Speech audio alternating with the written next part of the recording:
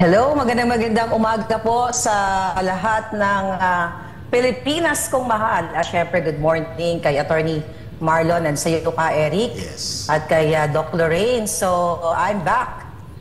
Yeah. Thank you so much for having me. Maraming salamat, Miss Maharlika, for spending your time dito sa Pilipinas nating mahal. Alam namin gabi ngayon dyan sa inyo. Kaninang umaga pa, pinuputakti na kami kung matutuloy yung pag-guest mo dito. Sabi namin, yes. When Maharlika commits, she will deliver it. And thank you that you're here now. And kukuhanan ka namin ng reaction. Then ipapasa ko kay Attorney Bosantog because si Dr. Lorraine Maribadoy is on her way to the program na rin.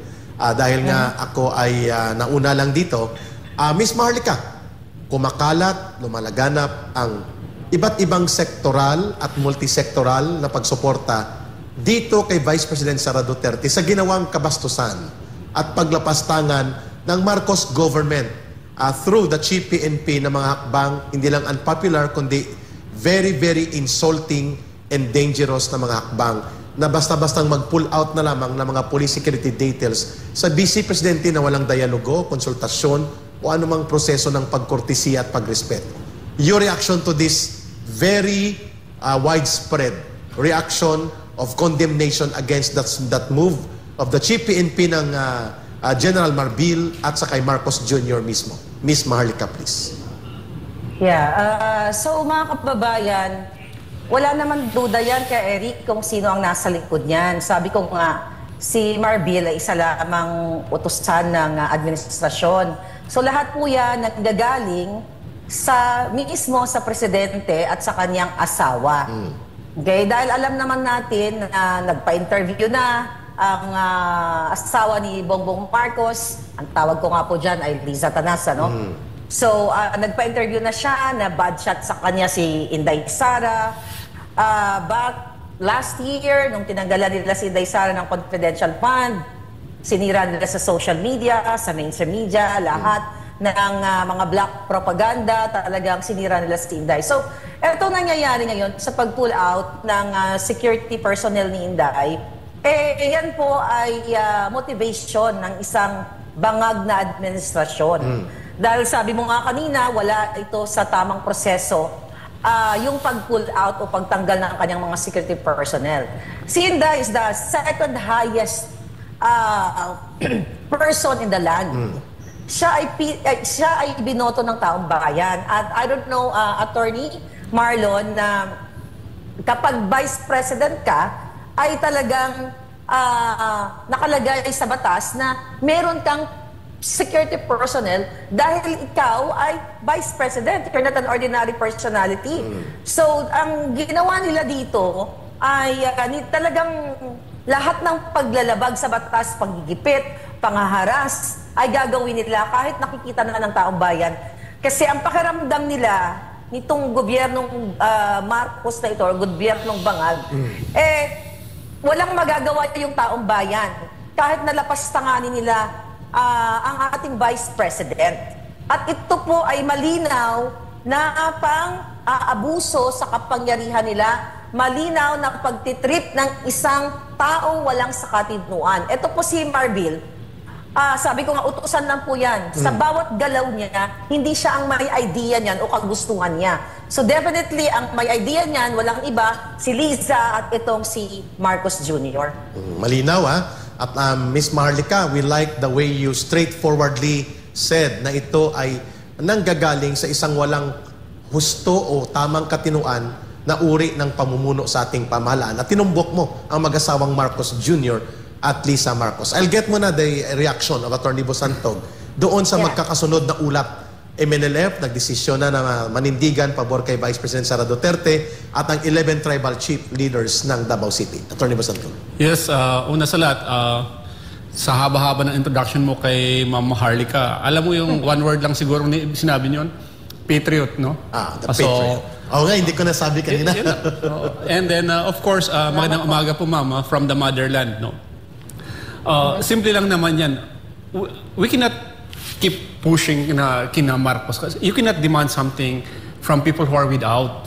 Okay, diba? Ang sa akin is, you are looking now at the institution of the Philippine National Police. Marami pong mga bayani dyan. Araw-araw nagtatayo ng kanilang mga buhay to secure our peace and order sa buong Pilipinas. Tama. Now, the integrity of the whole PNP now is being called into question by the acts of its chief PNP. Yes. Because you supposedly represent the whole organization eh.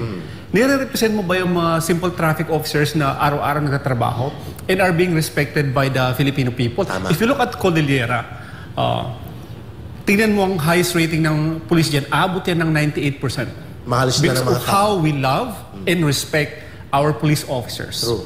Now, you are putting that into danger because of your actions. Nawawala ng paggalang ang mga tao sa institution mismo ng Philippine National Police who is supposedly the protector of our country. Tama.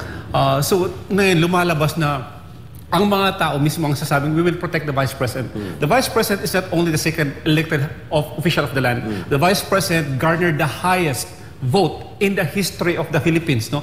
Yeah. Ibig sabihin, nagtiwala sa kanya, majority of the people na capable of voting voted the Vice President into office to be the President of this country should there be, if the President is unable to. No? Discharge his functions. Yun yung binoboto nila kay Vice President. We want you to be the President should the President is unable to discharge. Tama. And that's the responsibility. Kaya natitingnan natin ngayon na if the people themselves are the ones saying na kami na ang mag-protect kay Vice President, what is the message that you're giving to each and every police officer? Yun. You are incapable. Kalaro. Miss Marlica, Yes. malinaw po na before itong ginawa nila General Marbil at alam natin lahat, alam ng mamamayang Pilipino, utos ito ni Marcos, konsente niya ito, maniobra ng asawa niya at kinukonsinti pati ang kanyang pinsan na ambisyuso na si Martin Romualdez na maagang gustong maging pangulo ng bansa at hindi naman mananalo sa eleksyon. 63% net average approval, trust rating, confidence of the people kay Sara Duterte at wala sa kalahati ang kay Marcos na approval, bumagsak tulo-todo. How do you look at that point that this is now a question of political persecution and systematic attack to demolish and subjugate yung influence ng mga Duterte using the state power na nasa kamay ni Marcos Jr. at ang nagmamaniobra ang asawa niya at pinsan niya at ang instrumento nakakalungkot ay ang institusyon ng ating mga Philippine National Police. Nasabi ni Atty. Bosantog, kawawa ang mga ordinaryong pulis na nabibiktima ng ganitong maruming laro sa politika. Your reaction to that? Yes, actually tama si attorney, no, na ang PNP o ang kabuuang PNP ay i-ensure yung public safety and order.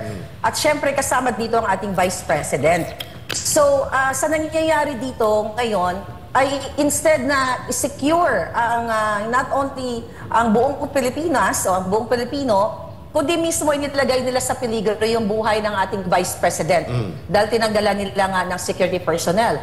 And with regards to the 63% na napakataas na trust rating ni Inday, malinaw pa sa sikat ng araw na ang mga tao ay nakikita nila kung ano yung ginagawa ng Vice President bago pa siya mag-resign actually as Secretary of DepEd and being Vice President. Nakikita nila na si Inday ay hindi naman na i-involve sa mga anomalya. Tama. Na katulad nila na ang gobyerno ay sakot sa smuggling, kidnapping, lahat sobrang talamak na korupsyon. So itong 63% o pagtaas ng trust rating ni Inday or pananatili doon sa mataas na tiwala sa kanya ng taong bayan ay nangangahulugan na nandoon yung pagtitiwala sa taong bayan dahil hindi naman nila nakikitaan yung Vice President na mga bangag na party here, party there at hindi nila nakikitaan si Inday na talagang nilulusta yung pera ng bayan katulad ng Marcos administration na party halos every night sa Malacanang. Yes. At yung kanilang mga illegal transactions o lahat ng form of corruption.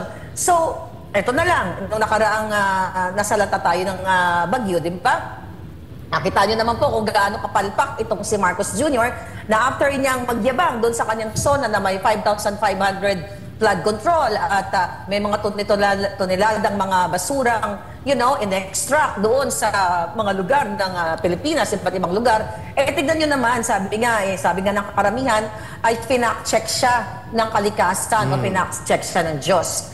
So, yung resulta ng pagbagsak ng trust rating ni Marcos Jr., ito ay impact ng kanilang mga kabalbalan na ginagawa. Araw-araw po ako nagsasalita sa aking vlog patungkol sa mga isyong kinasasangkutan ni lalo na po itong mag-asawa, si Liza Marcos at si Bongbong Marcos, sa pakikipagsabuatan dito sa mga like sa droga, kidnapping, ulitin ko ulit, smuggling na mismo yung kanilang mga cronies o kanilang mga kamag-anak ay sangkot. So, talaga pong babagsak ang trust rating. Actually, dito pa lang sa pag-resign ng mga cabinet secretaries, una si Inday, now si tatlo na, si Pascual at si Mangudadato. Mangudadato. Ito po ay patunay na pabulusok na yung kanyang administrasyon. Bakit pa nagre-resign ang mga ito? Maraming mga kadahilanan. Maari na ito ay hindi na nila makayanan yung pagpipressure sa kanila ng First Lady. Kasi I know for 100% na hindi po si Marcos Jr. ang nagpapatakbo ng Pilipinas. So ito yung si Liza nga. So sa nakikita natin, sa tatlong, just within this year, tatlong nag-resign na mga cabinet secretaries, ang ibig sabihin nito, pwede silang hindi na nila nakayanan yung mga korupsyon, hindi na nila nakayanan yung mga polisiya na hindi na akma sa taong bayan. Hindi naman magre-resign yung mga taong yan. Imagine, cabinet secretary ka, napakagandang posisyon yan, prestiyoso, di ba? At talagang kagalang-galang yan kung ginagawa mo ng tama yung iyong mandato para sa taong bayan. So bakit nag-resign tong mga tatlong ito? So ibig sabihin, something wrong, very, very wrong going on sa Bangag administration. Klaro. Miss Maharlika, naghahanda tayo that we will be joined by Dr. Lorraine Maribadoy in a short while at pag-uusapan natin yung kumalat na more than 20 million na video pointing. Actually, 30 million 30 na. Okay, sorry. Page. I-take down nila yung isa. Yeah, pointing to allegedly Marcos Jr. taking some substance. No? At alam natin kung ano yung correlation yan sa tinumbok ni former President Rodrigo Duterte sa kanya 6 months ago pa na ngayon ay hindi pa rin niya naharap ang tamang challenge dyan. At yon ay tungkol sa drug abuse ng presidente. Ngayon, pupunta natin yung binabanggit mo. Tatanungin ko si Atty. Marlon Bosantog. Common question sa inyong dalawa.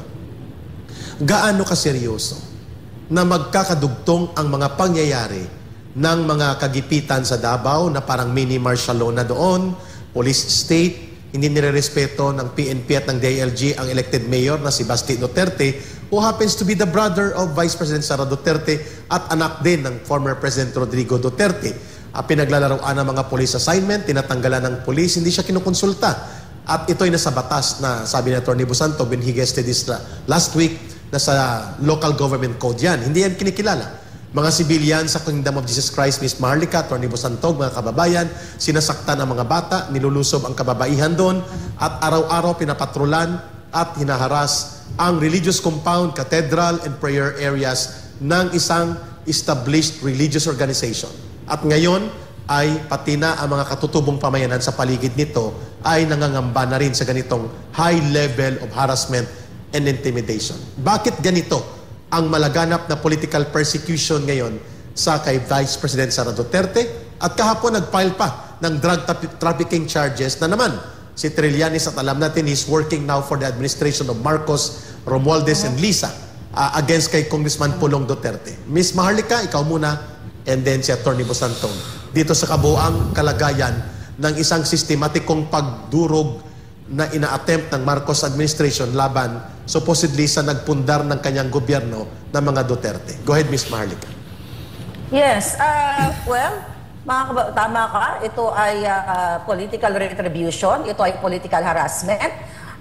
Hindi lang po ito sinimulan nila sa kay Pastor Quiboloy at saka lahat ng KOJC members, sinimulan nila yan sa akin at sa mga Duterte. Now, bakit nila ginagawa ito? Kasi nakikita po nila na ang mga Duterte, sa kabila ng mga black ops, black propaganda ng gobyernong ito, pag-hire ng mga trolls, ng mga AI, ng mga bots, at kung ano-ano pang mga tira dito sa social media, gamit ang pondo ng bayan, gusto talaga nilang mawala sa mawala sa larangan ng politika ang pangalan Duterte at gusto nilang sirain ito. So kaya itong mga political harassment, ito panggigipit sa ating lahat, simula nung pag-rally ng Maisog, this is very Lisa Marcos. Yes. Kasi gusto nila tayong patumbahin, gusto po nila tayong sindakin. Hindi lang kayo, tayong lahat na nagkikriticize sa kanila, even yung mga netizens. Tinatakot nila dyan. May mga trolls sila na screenshot namin kayo. Dahil, yung mga nag-share sa video, ng pulburon video. Yeah. Ang dami nagsasend sa akin. Ang iba natatakot sa mouse. So, pinapalakas ko yung loob. Ang sabi ko lang sa kanila, huwag po kayo matakot. Pag may kaso kayo, let me know. Maghahanap tayo ng mga magagaling na abogado dyan, na matitinaw sa Pilipinas, na pwedeng tumulong sa inyo. So, yung ginagawa sa malalaking tao, when I say malalaki, katulad ng mga Duterte, former president, imagine, vice president, mayor, congressman. si Duterte, sa inyo, congressman, sa inyo, na talagang may boses tayo eh. Yeah. Nandito tayo sa social media, meron tayong following, pero walang pakialam yung gobyernong ito, kundi sindakin at harasin tayo. Sabi ko nga mga kababayan, wala nang batas sa Pilipinas. Kasi ultimong maliliit na mga nagko-comment o mga commenters, hindi naman, yung mga tao niya nag-express lang ng kanilang damdamin. Sinisindak nila. Ini-screenshot na namin kayo. I-report namin kayo sa ganito, sa ganyan. So itong pattern na ito, very bangag. Wala pong matinong gobyerno na mananakot sa mga Pilipino. Kasi nung panahon ni Pangulong Duterte, ang dami din namang mga talagang ng mga bashers o naninira sa kanya. Totoo. So, wala namang ganito eh. Wala namang mga troll ang presidente, ang Duterte government administration noon na, screenshot namin kayo, kasuhan namin kayo. Di ba? Wala namang ganon. Yes. During Marcos time, at pagpasok pa lang ni Marcos, balikan natin po yung issue kay Percy Lapid. Yeah. Now, even though hindi ko pinapanood, hindi ko masyado kilala si Percy Lapid talaga. I don't watch him. Pero nung binabalikan ko yung mga ni Percy Lapid, yung kanya mga vlog, kinikriticize niya ang Pangulong Duterte. Pero bakit buhay siya hanggang kay Marcos? Yes. Ang tagal niyang kinriticize si Pangulong Duterte. Pero bakit po siya buhay during Duterte na kung ano-ano mga binibintang? Like, June, July, August, September, like 4 months nung makaupo ang Marcos. Nung si Percy Lapid, ang hindi pa nakakapanood dyan, balikan niyo yung kanyang vlog. Siya yung pinakauna talaga na sobra yung kritisismo niya kay Marcos na ito ay nagpupulburon o sumisinghot. So sabi ko, may nauna pala sa akin, may nauna pala sa atin. So no wonder, bakit siya, ginurgur? So mag-isip na kayo, taong bayan. Sino ang gugurgur kay Percy Lapid? Pareho niyang kinriticize sa dalawang presidente. Pero yung sinasabi nilang Duterte is ganito, manggugurgur, buhay pa siya nung time na yon. Pagdating ni Marcos, ayun, wala na. Yeah. So, ang isa Miss lang Maharlika? po ibig sabihin ito. Miss Maharlika? Gusto ng mga Marcos na talagang takutin tayo. Go ahead. Yeah, hold your line ha, kasi kasama na natin si Dr. Lorin Maribadoy. Napakaganda ng pagbaybay mo ng sistematikong paggamit ng political harassment, intimidation, and persecution, including ang previous records ng mga Marcoses. Ma'am, bumati po kayo kasama si Atty. Bosantog ngayon at pwede po kayong mag-join na sa discussion. Welcome muli sa programang natin na nakahabol po kayo, ma'am, at nandyan na si Miss Maharlika. Go ahead, ma'am Lorin. Good morning, Maharlika. Good morning, Eric, Atty. Bosantog, mga kababayan. Maharlika, I want to just jump right in, no? Kasi yung sinabi mo dati, yung pagbatikos kay President Duterte, talaga napakarami nun, no? Nasa presidential communications ako, so aware ako dyan. At saka yung pagbatikos sa kanya, mga totoong kalaban, CPP, no, mga drug lords, funded 'yon, mga oligarkyo, no. So mga pati CIA, 'di ba? Kasama diyan ang Rappler, 'di ba? So alam natin 'yan.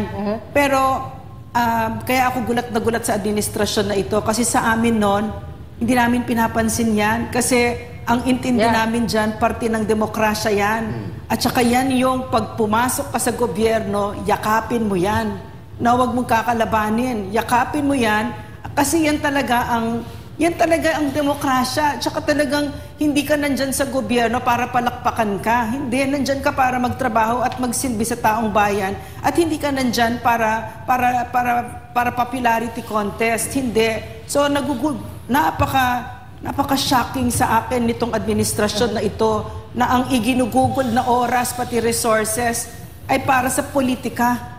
And in the meantime, there's so much that needs to get done for our country. Yes. Diba? Even during PRRD's time, no, na he was so clear. He was so clear.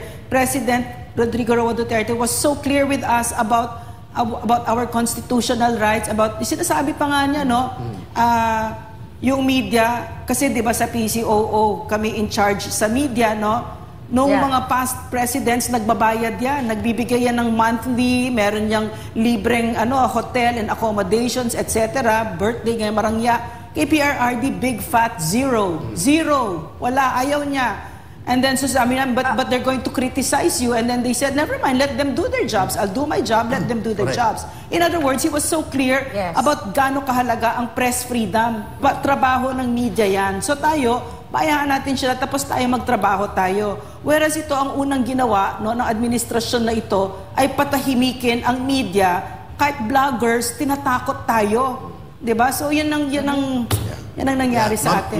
Magandang take-off yun, Miss Marlica. Hold your line please kasi magandang talakayan ito. Kukunan ko ng reaksyon din si Atty. Bosantog doon sa political persecution, systematic harassment at walang kahiyang paggamit ng resources ng Estado at instrumentalidad ng Estado laban sa mga perceived political enemies of this Marcos administration. Atty. Bosantog. Yes, if you are insecure about your power, then you do a lot of insecure things. Yeah. Kasi if you are secure in what you're doing, halimbawa yung alam mo naman yung ginagawa para sa bayan, then let them criticize you. It's a healthy component of democracy to be criticized. Like kung sinasabi nga sa program na ito na, a government without opposition is autocracy. No? Exactly. So if that's what they're doing, then that's what they're doing. If they're trying to eliminate opposition or criticism, then we are no longer working for a democratic institution.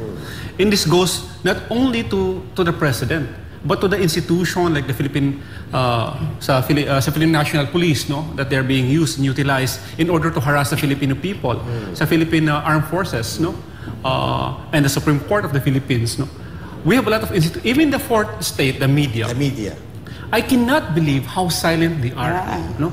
Even Rappler, is defending the video. It is, hindi ko maisip, how do you say that? Hindi ko... Maubos maisip. Yes. Maubos maisip. Why would the media, that is supposedly one of the healthiest in the world when it comes to democratic expression, hindi na sila nagsasalita? Bakit tinitignan niyo na pinanggagalingan ng oppositions are mga bloggers? What happened to this institution? Yes, correct. Diba? During the good point. As a hallmark for a democratic institution, sa lahat ng nagdaang regime changes, they're at the forefront of it. Yeah. So meaning, yung nangyayari pa sa Pilipinas is acceptable to them. Yun, magandang tanong. Can I interfere? Sige, ma'am, go. Intervene. Yung sinabi ni Atty. Bosantog, very worrisome kasi I recently had a conversation with people in mainstream media. They asked me a lot of questions and then I asked, okay, it's my turn to ask my question. Why is it that you guys are not coming out about that video? Diba? Why are you not talking about it? Why are you not reporting about it? And then ang sagot pa naman sa akin, ang sabi, because I don't think it's real. I think it's fake. He said pa nga, he thinks in his heart it's fake. Really? But how did you know that? Because he said, okay, I'm quoting him, because the DILG said it's fake, and ES Bersamin said it's fake. Imagine that's a journalist, no? So in the end, we had it back and forth a little bit, a discussion, and in the end, what came out was that he was afraid. He was afraid. Natakot siya. Mag-to-question the video. That, by the way, is not only 20 million, it's about 100 million views already. If you take into account that digital is indeed exponential. Yeah.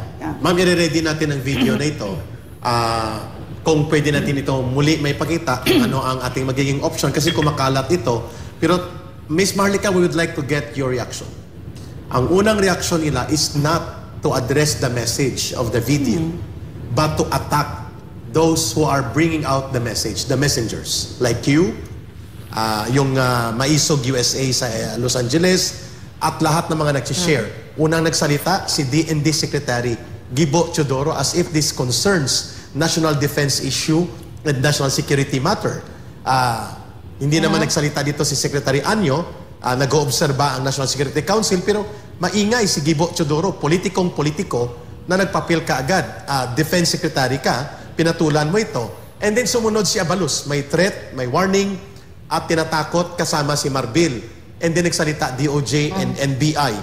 Miss Maharlika, gaano mo tinitingnan nating dito sa Pilipinas nating mahal? Let's try to show itong kumakalat na, sabi ni Ma'am Lorraine, umabot na possibly ito sa 100 million views. China-challenge nila yung authenticity. But they miss the main point.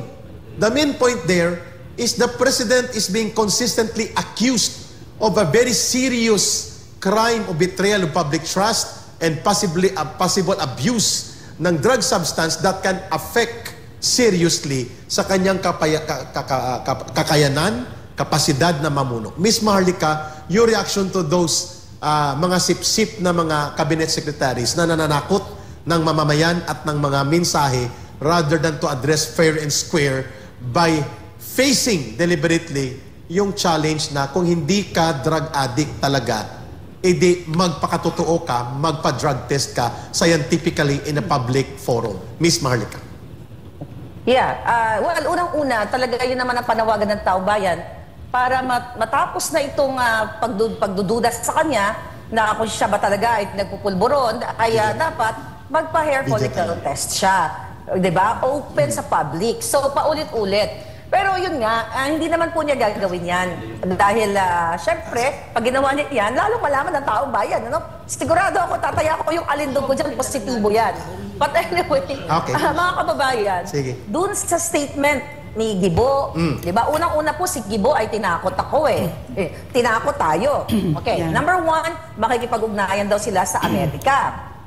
At palalagutin daw nila yung mga taong nagpalabas ng video.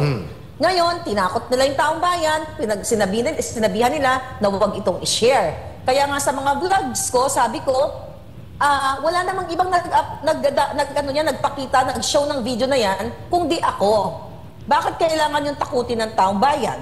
So, well, you know already bakit nila tinatakot ng taong bayan para hindi naman ma-share yung video para walang makakitang mga Pilipino. Number two, si Abalos, nang umingiwi din. Okay, sabi niya, right there, the moment na nakita nila yung video, nagpa-press con kagad, na sinasabi niya, ito ay fake ito, talagang ang layo, ang layo daw at hindi daw talaga ito kamukha ng presidente. Kaya nga, pag tinitignan niyo yung video, it's identical. Okay? And that video, sabi ko nga, authenticated po yan. Yung video na yan, authenticated yan bago in-release dito sa aking event. And also, kung matalino ang taong bayan, alam ko mas maraming matatalino kayo sa bangag. Like few hours after, nagpa-press con na sinabi ito ay deepfake. Yung mga even hindi taga-Amerika, yung mga nasa ibang bansa, but magbe-base ako dito sa US. Bago mag-release ang isang forensic expert o forensic analyst sa mga video na yan, ang pinakabasihan dyan, dapat kung talagang expert yung taga-NBI, dapat ipinaliwanag nila sa taong bayan saan ba galing yung video na yun. Ano yung camera na ginamit? Ito ba ay button camera, spy camera? Ito ba ay ballpen? Saan galing? So yun yung isa sa mga dinidetermine ng analyst. Tapos, kung talagang matino sila dapat, kung eksperto talaga ang nag-analyze ng video na yon, dapat doon nalaman nila kung anong year at least. Diba? At kung anong gadget ang ginamit dyan. Kasi pag eksperto ka, syempre yun yung trabaho mo di ba? Yung experiensyado ka sa ganun. Pero ano ang ginawa ng DILG? Di ba?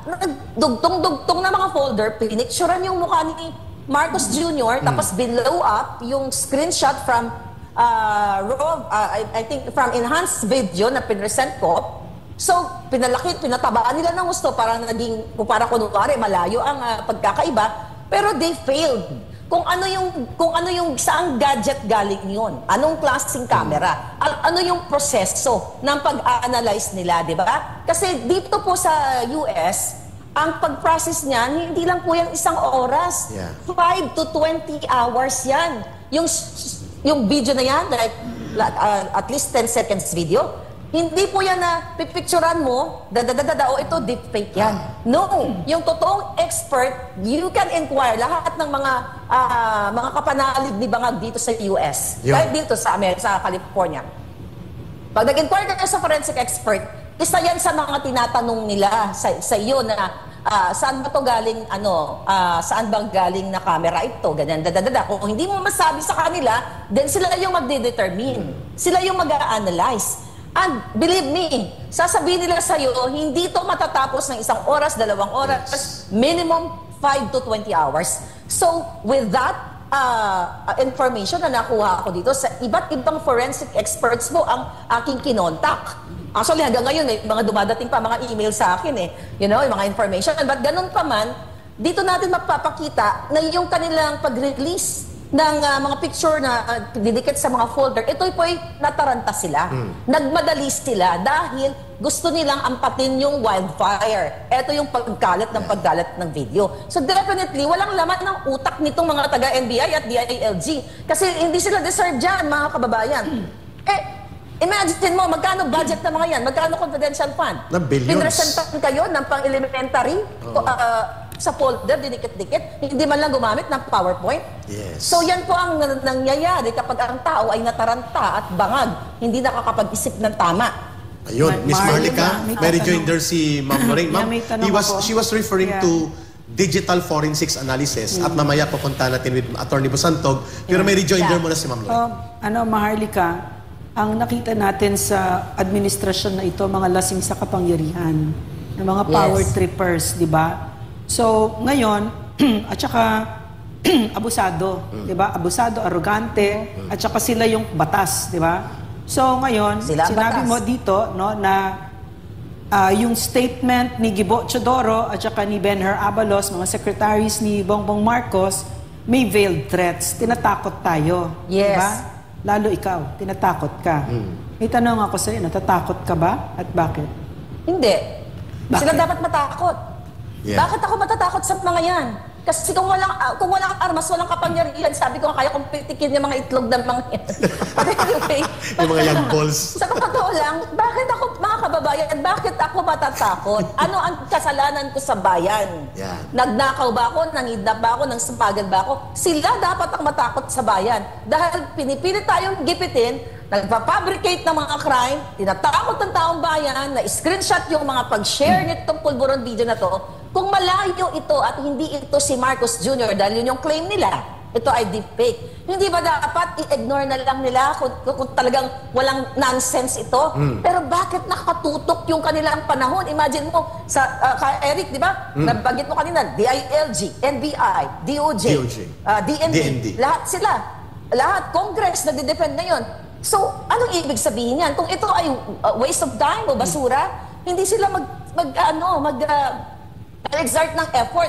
Kasi, wala naman yan, di maniniwala yung taong bayan Pero majority ng taong bayan na nakakita ng video na yun, alam nila na yung mukha sa video at itong si Bangag ay identical, parang, identical twin. So anyway, sabi ko nga parang Xerox copy, parang carbon copy. Let the people decide para maniwala sila or hindi. Kaso lang, ang ginawa nga nila, tin-take down nila yung mga videos. Although yung iba available pa rin, but ang panawagan ko sa taong bayan, yung may nakakuha nun, you send it to your friends. Like sabi ko, 28 friends and family, sabi ko, isend ninyo para hindi nila nakakalimutan na may isa kayong bangag na presidente. Miss Marlica,